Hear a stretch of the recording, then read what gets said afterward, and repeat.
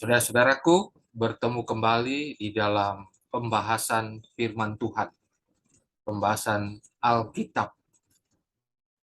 Pada kali ini kita coba melihat arti dari kata suci itu sendiri.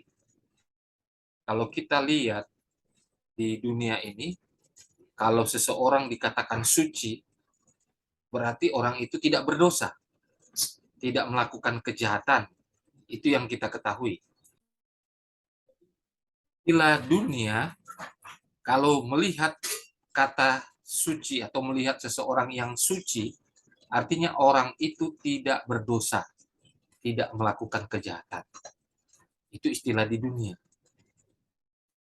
Kemudian kata suci juga selalu diidentikan dengan hal-hal yang supranatural atau yang ada hubungannya dengan surga, dengan kehidupan yang ada di surga.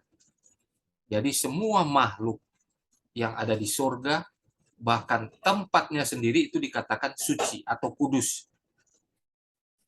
Namun kalau kita lihat dari arti yang sebenarnya dari kata suci atau kudus, artinya sebenarnya yang berbeda, yang dipisahkan dari hal-hal dunia, dari hal-hal yang berbau dunia, atau kita boleh katakanlah dosa atau kejahatan. Itu suci, kudus. Namun yang kita pelajari sekarang ini adalah apa yang dikatakan oleh firman Tuhan. Apa yang dikatakan oleh Alkitab tentang suci atau kudus itu. Saya mulai dengan di dalam Matius pasal 8, maksud saya Matius 5 ayat 8. Ini kata-kata Yesus Kristus sendiri. Dikatakan berbahagialah orang yang suci hatinya, karena mereka akan melihat Allah. Jadi di sini Yesus memberikan satu statement, satu kalimat kepada para muridnya pada saat itu, dan itu tercatat di dalam buku Matius 5 ayat yang ke-8. Berbahagialah orang yang suci hatinya, karena mereka akan melihat Allah. Jadi kalau kita padankan kata suci dengan kealahan tentang surga, itu satu padan, sama. Karena di surga suci, jadi kalau orang yang suci, suci tambah suci, hasilnya suci. Artinya, suci hatinya memungkinkan orang melihat Allah. Apakah yang dimaksudkan demikian? Secara arti yang sebenarnya demikian. Baik kita secara orang-orang dunia maksudnya, mengartikan kata suci hanya dimiliki oleh warga surga yang tidak berdosa. Jadi ketika dikatakan orang yang suci hatinya, artinya orang itu sama dengan situasi surga yang suci. Sehingga dikatakan orang yang suci hatinya dapat melihat Allah. Itu kalau kita lihat secara arti yang sebenarnya di dalam konteks ayat ini. Namun kita perhatikan, orang yang suci hatinya dikatakan oleh Yesus Kristus itu kepada orang-orang di dunia. Bukan orang yang sudah akan selamat atau yang berada di surga. Tidak. Jadi berbahagialah orang yang suci hatinya. Itu ditujukan kepada manusia-manusia, kepada umat manusia, kepada umat-umat Tuhan yang ada di dunia. Ketika mereka memiliki kesucian hati, kekudusan hati, mereka dapat melihat Allah. Apakah benar orang yang suci hatinya melihat Allah? Melihat secara mata kepala kita, kita melihat. Lalu dikatakan di dalam Amsal pasal 22, ayat yang ke-11. Amsal 22 ayat 11 dikatakan, orang yang mencintai kesucian hati dan yang manis bicaranya menjadi sahabat raja. Di sini Raja Salomo, dia memadankan kesucian itu dengan hidup yang bisa bergaul dengan seorang raja. Jadi orang yang suci hatinya, yang memiliki kehidupan yang suci, atau suci hatinya, mereka jadi sahabat raja. Karena Raja Salomo mengalami hal yang dikatakan ini, sehingga dia boleh menyimpulkan bahwa seorang yang suci hatinya akan menjadi sahabat raja. Itu pengalaman Raja Salomo. Lalu kalau kita hubungkan dengan Matius pasal 5 ayat 8, kalau orang yang suci hatinya bisa melihat Allah. Allah ini raja di atas segala raja. Raja alam semesta. Artinya yang suci hatinya juga akan menjadi sahabat raja alam semesta. Dapat melihat Allah. Dari kedua ayat ini kita melihat ternyata orang yang suci hatinya sangat mendapatkan satu status yang luar biasa. Sahabat raja di dunia, sahabat raja surga. Suci hatinya dapat melihat Allah, menjadi sahabat raja di dunia. Orang yang suci hatinya. Sekarang, mari kita lihat. Kira-kira kita ini suci nggak hati kita? Kita coba melihat satu ayat ini. Ya.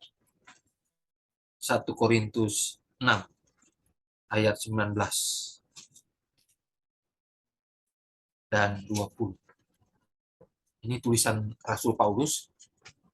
Dikatakan, atau tidak tahukah kamu bahwa tubuhmu adalah bait Roh Kudus yang diam di dalam kamu, Roh Kudus yang kamu peroleh dari Allah, dan bahwa kamu bukan milik kamu sendiri, sebab kamu telah dibeli dan harganya telah lunas dibayar. Karena itu muliakanlah Allah dengan tubuhmu. Saya hubungkan di sini dengan tubuh kita. Kalau tubuh kita kudus, suci, maka tubuh kita ini adalah tempat tinggal Roh Kudus, Roh Allah. Roh Allah atau Roh Kudus adalah oknum yang kudus. Tidak mungkin dia tinggal di tempat yang kotor, yang penuh dengan kejahatan, dosa. Jadi hanya kekudusanlah yang bisa menjadi tempat tinggal dari hal-hal yang kudus. Dalam hal ini Roh Allah atau Roh Kudus itu sendiri. Firman Tuhan berkata bahwa tubuh kita ini adalah milik Allah sendiri sebenarnya. Ketika Yesus mati di kayu salib, dia sudah membayar dosa-dosa yang kita lakukan. Artinya kita ditebus. Artinya juga tubuh kita otomatis menjadi milik Yesus Kristus. Bukan milik kita sendiri. Rasul Paulus menegaskan bahwa tubuh kita ini telah dibeli. Harganya telah lunas dibayar. Oleh karena itu seharusnya kita memuliakan Allah dengan tubuh kita ini dengan benar. Karena tubuh kita seharusnya ini kudus. Tempat tinggal Roh Allah. Oleh karena itu dikatakan oleh Yesus Kristus sendiri, berbahagialah orang yang suci hatinya. Karena bisa melihat Allah. Bukan cuma melihat, Allah itu tinggal dalam hati kita. Ketika kita mencoba untuk mengaplikasikan di dalam kehidupan kita, apakah benar kita ini sudah kudus? Tubuh kita atau hati kita sudah kudus atau suci? Buktikan bahwa tubuh kita ini sudah suci. Yaitu dengan Roh Kudus yang tinggal di dalam hati kita. Kalau kita berbicara tentang Roh Kudus yang tinggal di dalam hati kita, maka kita harus menyatakan hasil dari tinggalnya Roh Kudus di dalam hidup kita, karakter kealahan itu, karakter kekudusan itu akan kelihatan di dalam kehidupan kita. Rasul Paulus mengatakan, kalau Roh Kudus itu tinggal di dalam kita, artinya kekudusan itu ada dalam diri kita. Dan buktinya bahwa kita ini kudus kelihatan di dalam kata-kata, dalam perbuatan kita. Rasul Paulus dalam Galatia 5 ayat 22, 23. Buah roh. Jadi ketika Roh Kudus tinggal, maka kelihatanlah kita di dalam kata-kata, perbuatan kita. Dalam Galatia 5 ayat 22 katakan, tetapi buah roh ialah kasih, sukacita, damai sejahtera, kesabaran, kemurahan, kebaikan, kesetiaan, kelemah lembutan, penguasaan diri. Jadi kalau benar kita kudus, memang kita akan melihat Allah. Bahkan Allah tinggal di dalam kita. Dan ketika Allah tinggal di dalam kita melalui kehadiran Roh Kudus, maka kita akan berbuah di dalam kehidupan kita yang dikatakan buah roh. Jadi kalau ada Roh Kudus, ada kekudusan di dalam diri kita, maka akan muncul kasih itu. Akan terpancar dalam kehidupan kita perbuatan kasih kita kepada orang lain, kepada sesama. Sukacita, bukan kemurungan, bukan cemberut, tapi sukacita. Itu ada di dalam kehidupan kita, terpancar itu. Membuktikan bahwa kekudusan ada karena kehadiran Roh Kudus dalam hati kita. Lalu kebaikan. Kebaikan itu akan muncul, akan keluar dalam kehidupan kita. Kata-kata, perbuatan kita menunjukkan adanya Roh Kudus dalam hati kita. Menunjukkan bahwa kita kudus, kita suci hati kita. Karena kehadiran Roh Kudus. Dan buah roh yang selanjutnya adalah damai sejahtera. Bukan ketidaktenangan, bukan kekacauan. Damai sejahtera itu kelihatan. Bukan cuma diri kita saja damai, tapi kita ketika kita berada di satu tempat bertemu dengan orang-orang lain, maka damai sejahtera itu akan menjadi bagian tempat di mana kita berada juga bersama orang-orang yang lain. Lalu kesabaran. Ketika kita tidak sabar, marah-marah, menunjukkan bahwa tidak ada kehadiran Roh Kudus. Berarti bukan hidup suci. Hati kita bukan suci. Lalu kemurahan.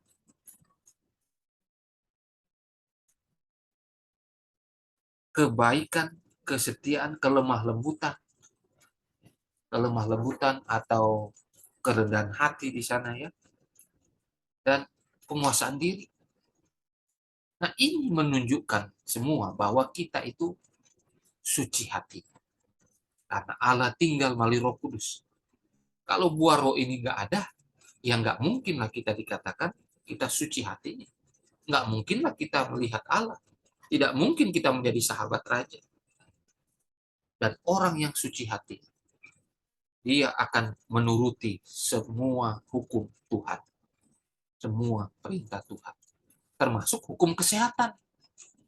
Karena kalau kita suci hatinya, tubuh kita ini kudus, roh Allah akan tinggal dalam kita. Kalau tidak kudus, ya tidak mau tinggal di dalam hati kita. Artinya hukum kesehatan ini berlaku. Saudara sehat, berarti saudara menjaga tubuh ini kudus, bersih dari segala pengaruh-pengaruh yang membuat orang sakit dan lain sebagainya. Jadi kesehatan itu juga menunjukkan kita kudus atau tidak. Kita suci hatinya atau tidak. Kalau sakit-sakit ya jelas kita melanggar hukum Tuhan. Kita tidak kudus. Kita tidak suci hatinya. Karena melanggar kesehatan, sakit-sakitan. Lalu mengisi tubuh kita dengan racun-racun dan lain sebagainya. Berarti kita tidak kudus. Bagaimana kita mau kudus? Bagaimana kita mau hidup benar? Roh Kudus tidak tinggal di dalam kita. Kekudusan tidak mungkin ada kalau tidak ada Roh Kudus. Hanya ada Roh Kudus, hanya ada kesucian yang bisa membuat kita layak di hadapan Tuhan, melihat Tuhan dalam segala kehidupan kita. Sekarang, Bagaimana aplikasinya? Ketika kita suci hatinya, kita melihat Allah. Kita bisa melihat Allah di dalam kehidupan setiap orang. Kita bisa melihat Tuhan di dalam kehidupan siapa saja di sekitar kita. Yesus pernah berkata, jika kita memberikan pertolongan kepada orang yang hina, sama saja sudah melakukannya kepada Yesus. Jadi orang-orang yang ada di sekitar kita menjadi objek kita untuk menunjukkan apakah kita melihat Allah atau tidak. Dengan cara memberikan pertolongan kebutuhan-kebutuhan mereka yang ada di jangkauan kita. Ketika kita menolong orang, kita melihat Allah. Kita melihat kehadiran Yesus. Dan artinya hidup kita kudus. Karena kita hidup kudus dan kita menolong orang yang dikatakan sama dengan menolong Yesus Kristus. Oknum surga yang kudus itu. Jadi kita melihat Allah dengan kehidupan kita yang penuh dengan kebaikan, kemurahan, kelemah lembutan, penguasaan diri. Sebagaimana dikatakan Rasul Paulus dalam Galatia 5 ayat 22-23. Jadi kalau kita benar-benar mau berbahagia, boleh melihat Tuhan, baik secara literal maupun simbol, hiduplah kudus. Sucikan hati kita. Ikuti segala perintah-perintah Tuhan. Karena yang dikatakan dosa itulah yang akan mengotori tubuh kita. Dosa itu adalah pelanggaran hukum Tuhan, perintah Tuhan. 10 perintah Tuhan, dosa. Lalu iman yang ragu-ragu juga dikatakan dosa. Itu mengotori tubuh kita, pikiran kita. Dan segala sesuatu yang baik yang kita tahu, tetapi kita tidak lakukan, maka itu dikatakan dosa. Itu paling kurang 3 definisi dari dosa itu. Kalau kita hidup kudus, artinya tidak ada pelanggaran dosa. Kalau kita suci hatinya, tidak melanggar hukum-hukum Tuhan, mengikuti apa yang Tuhan arahkan. Berbahagialah saudara yang suci hatinya, karena saudara akan melihat Allah secara langsung dalam kehidupan atau melalui wakil-wakil Tuhan yang ada di dunia yang membutuhkan pertolongan kita. Dan ketika kita memiliki buah roh ada di dalam kehidupan kita, kasih,